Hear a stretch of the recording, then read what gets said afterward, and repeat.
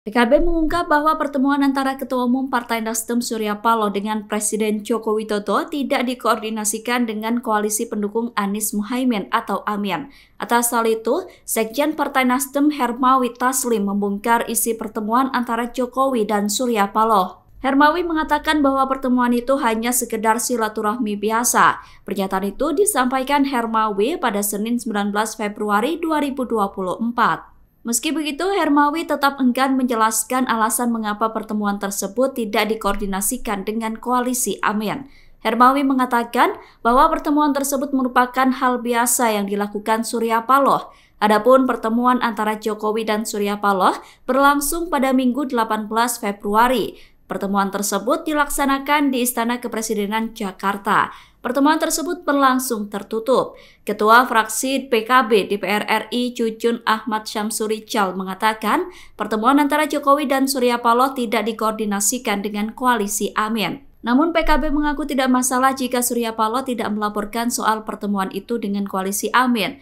Menurut Jujun, keputusan itu merupakan hak Nasdem sendiri. Pertemuan politik biasa, bicara masalah politik juga biasa. Pertemuan antara Presiden Jokowi dan Ketua Umum Partai Nasdem Surya Paloh menjadi sorotan publik. Pasalnya pertemuan tersebut dilakukan selesai pasangan Prabowo Gibran unggul di berbagai quick count bahkan real count KPU. Presiden Jokowi pun buka suara mengenai pertemuannya dengan Surya Paloh yang dilakukan pada Minggu 18 Februari malam kemarin. Jokowi mengaku membahas persoalan politik dalam pertemuannya dengan Surya Paloh, namun ia menegaskan bahwa pertemuan tersebut merupakan pertemuan politik biasa. Pernyataan itu disampaikan Jokowi seusai meresmikan Rumah Sakit Pusat Pertahanan Negara di Jakarta Selatan pada Senin 19 Februari. Dalam kesempatan itu, Jokowi juga turut menjawab soal pihak yang menginisiasi pertemuan. Pasalnya sebelumnya terdapat beda pernyataan yang disampaikan oleh pihak Istana dan Nasdem terkait inisiator pertemuan tersebut. Ya, pertemuan politik biasa, bicara masalah politik juga biasa. Itu Bapak yang mengundang atau Pak Surya Paloh yang mengajukan ini?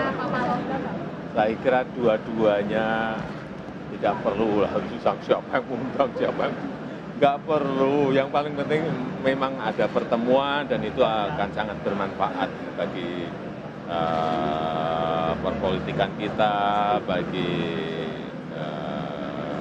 negara. Saya kira yang paling penting itu. Meskipun telah bertemu dengan Presiden Jokowi, namun Nasdem menegaskan pihaknya masih bersama dengan Anies Baswedan.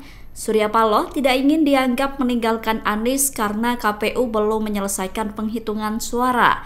Pernyataan itu disampaikan oleh Wakil Ketua Umum Partai Nasdem Ahmad Ali pada Senin 19 Februari. Ali mengatakan bahwa pertemuan antara Presiden Jokowi dan Ketua Umum Nasdem Surya Paloh tidak berkaitan dengan langkah politik Nasdem. Namun pertemuan tersebut masih terkait dengan peta politik saat ini di mana Nasdem merupakan bagian dari koalisi pemerintahan Jokowi dan Ma'ruf Amin. Ali mengatakan bahwa Surya Paloh sangat paham etika bahwa proses KPU belum selesai, sehingga tidak mungkin jika dirinya melakukan pembicaraan mengenai langkah politik Nasdem pada pemerintahan berikutnya. Ali mengatakan jika ingin membahas soal langkah politik Nasdem, seharusnya Paloh menemui Prabowo Subianto bukan Jokowi. Oleh karena itu, Nasdem menegaskan bahwa pihaknya tidak meninggalkan Anies. PDIP menyoroti aksi KPU yang mendadak menghentikan penghitungan suara hasil pemilu 2024. Alasan penghentian itu ditengarai karena adanya perbaikan sistem informasi rekapitulasi suara atau Sirekap milik KPU. Politikus PDIP Deddy Sitorus mempertanyakan alasan KPU mendadak menghentikan proses rekapitulasi suara itu. Menurut Deddy, KPU harus menjelaskan secara gamblang agar tidak memicu isu liar. Pernyataan itu disampaikan Deddy pada Minggu 18 Februari. Deddy mengatakan pihaknya mendengar kabar bahwa KPU memerintahkan aparat penyelenggara pemilu di daerah untuk menghentikan proses rekapitulasi di kecamatan. Penghentian rekapitulasi itu tidak dikonsultasikan dengan Pemilu dan Komisi 3 DPR. Oleh karena itu, ia mengaku heran dengan keputusan yang diambil oleh KPU. Dedi mengatakan jika alasan penghentian rekapitulasi itu berdasarkan Sirekap, maka akan banyak yang menyuarakan bahwa KPU sedang melakukan kejahatan kepemiluan. Pasangan Prabowo Gibran masih memimpin perolehan suara Pilpres 2024 dibandingkan kedua lawannya Anies Muhaimin dan Ganjar Mahfud. Pada Senin 19 Februari, data Realkon KPU menunjukkan Prabowo Gibran unggul. Paslon nomor urut 2 itu unggul dengan perolehan suara sebesar 58,37%. Mereka meraup lebih dari 55 juta suara. Jarak perolehan suara Prabowo Gibran dengan paslon yang menempati posisi kedua cukup jauh. Pasangan Anies Muhaimin yang menduduki posisi kedua dalam Realkon KPU meraih 24,33%. Mereka mendapatkan suara lebih dari 22 juta dari pendukungnya di seluruh Indonesia. Sedangkan pasangan Ganjar Mahfud meraih suara sebesar 17,29%. Ganjar Mahfud mendapatkan suara lebih dari 16 juta dalam data Realkon KPU. Adapun pada Senin pukul 13 waktu Indonesia Barat, data yang masuk ke KPU sudah mencapai 70,84%. Atau sebanyak 583.157 dari 823.236 TPS di seluruh Indonesia. Hasil penghitungan suara dalam website KPU menunjukkan pasangan Prabowo Gibran unggul di posisi pertama. Jika data tersebut tepat, maka Prabowo Gibran akan menjadi presiden dan wakil presiden penerus Jokowi. Pengamat politik menilai jika Prabowo Gibran menjabat, maka PDIP dan PKS diprediksi bakal menjadi partai oposisi. Pernyataan itu disampaikan oleh pengamat politik dari Universitas Esa Unggul Jamiluddin Ritonga pada Senin 19 Februari. Adapun PDIP merupakan partai pengusung Ganjar Pranowo dan Mahfud MD, sedangkan PKS merupakan partai koalisi Anies Baswedan dan Muhaimin Iskandar. Kedua partai itu diprediksi bakal menjadi oposisi pemerintahan Prabowo Gibran. Jamiluddin mengatakan bahwa kedua partai tersebut memiliki ideologis yang kuat dan tidak mudah goyah karena iming-iming jabatan. Ia menilai politik pragmatisme jauh dari dua partai tersebut. Meskipun keduanya diduga bakal menjadi oposisi, namun PDIP dan PKS akan sulit bersatu sebagai oposisi. Jamiluddin memandang PDIP dan PKS memiliki ideologis yang berbeda, bahkan diibaratkan sebagai minyak dan air. Menurutnya, jika PDIP dan PKS menjadi oposisi, maka yang diperjuangkan akan berbeda. PDIP dan PKS diprediksi hanya akan bersatu sebatas isu-isu tertentu. Maka dari itu, Jamiluddin menilai oposisi pemerintahan mendatang berpeluang tidak solid dan menjadi petaka bagi bangsa. Presiden Jokowi mengungkap isi pertemuan dirinya dengan Ketua Umum Partai Nasdem Surya Paloh. Jokowi mengatakan dalam pertemuan tersebut dirinya membahas politik bersama dengan Surya Paloh.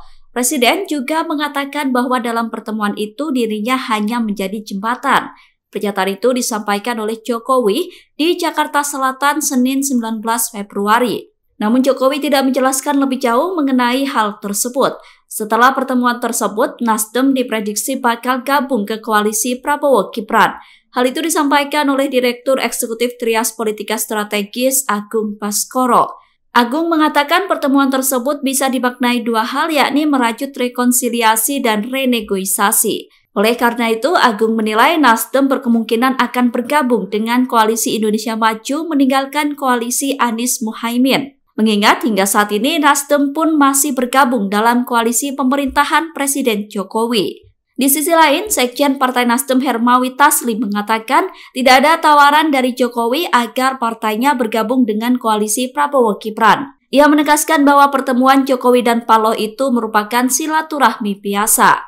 Saya kira dua-duanya tidak perlu lah siapa yang mengundang siapa yang nggak perlu. Yang paling penting memang ada pertemuan dan itu akan sangat bermanfaat bagi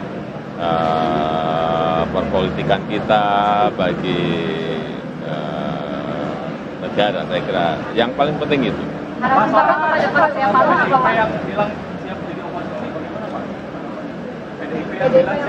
Ya, ditanyakan aja kepada beliau-beliau yang ada di PDI Perjuangan. Ajakan ke Nasdem apa, Pak? Kalau Bapak harapan ke Pak Surya Paloh kepada Nasdem apa? Ini baru awal-awal. Nanti kalau sudah final nanti kami sampaikan. Tapi itu sebetulnya saya itu hanya menjadi jembatan. Yang paling penting kan nanti partai-partai lah. Partai-partai. Jembatan dengan Pak Prabowo gitu Pak. Jembatan untuk semuanya. Saya ingin menjadi jembatan untuk semuanya. Karena urusan apa itu urusan politik itu urusan partai-partai. Ya. Kubu paslon nomor urut 3 Ganjar Mahfud mengambil langkah serius dalam memperkarakan kecurangan pemilu 2024. TPN Ganjar Mahfud membentuk tim khusus untuk menindaklanjuti dugaan kecurangan pemilu 2024.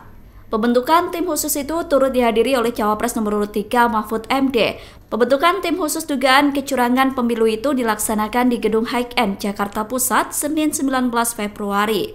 Mahfud MD mengatakan tim tersebut dinamai Tim Demokrasi Keadilan.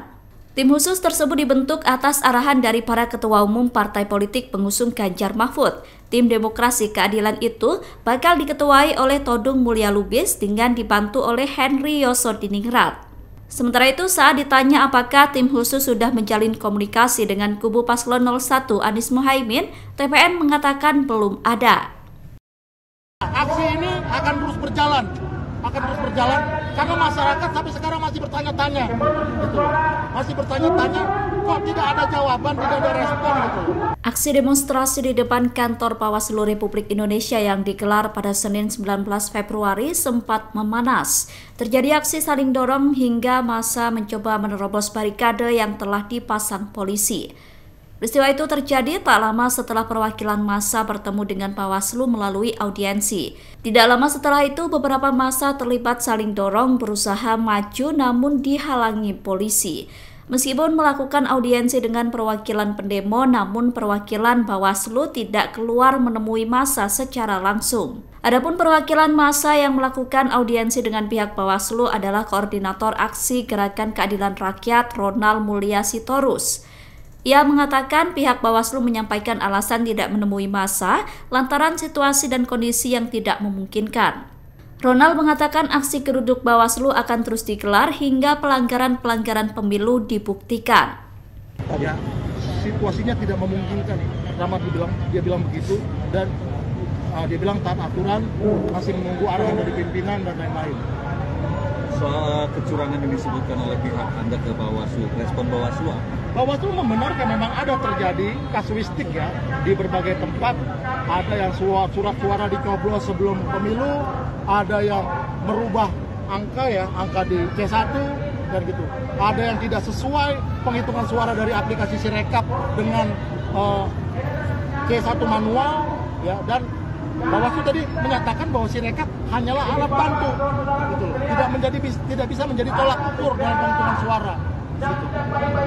Oke, kira-kira seperti itu teman-teman. Oke. Aksinya mau diulang lagi nggak aksinya? Aksi ini akan terus berjalan karena masyarakat sampai sekarang masih bertanya-tanya, gitu. Masih bertanya-tanya, kok tidak ada jawaban, tidak ada respon, gitu. DKPP Dewan Kehormatan Penyelenggara Pemilu sudah menyatakan bahwa KPU melanggar kode etik, ya. Tapi tidak ada tindakan apapun sampai sekarang, masih terus berjalan.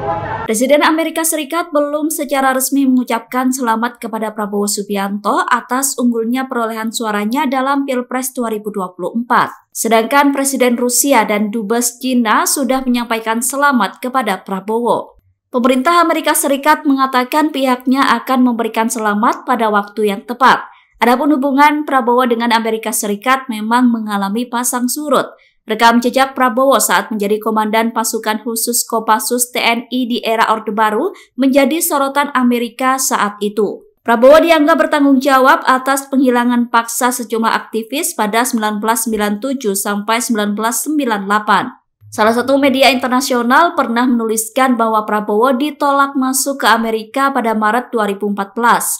Saat itu ia hendak menghadiri wisuda putranya Regowo Hedi Prasetyo atau Didit. Pada masa itu, Amerika memasukkan Prabowo dalam daftar hitam karena menilai dirinya punya latar belakang pelanggaran HAM. Sikap Amerika kemudian berubah sejak Presiden Jokowi mengangkat Prabowo sebagai Menteri Pertahanan pada 2019 lalu. Sejak menjadi Menteri Pertahanan, hubungan Prabowo dengan Amerika membaik. Ia bahkan diundang Amerika berkunjung ke negara mereka.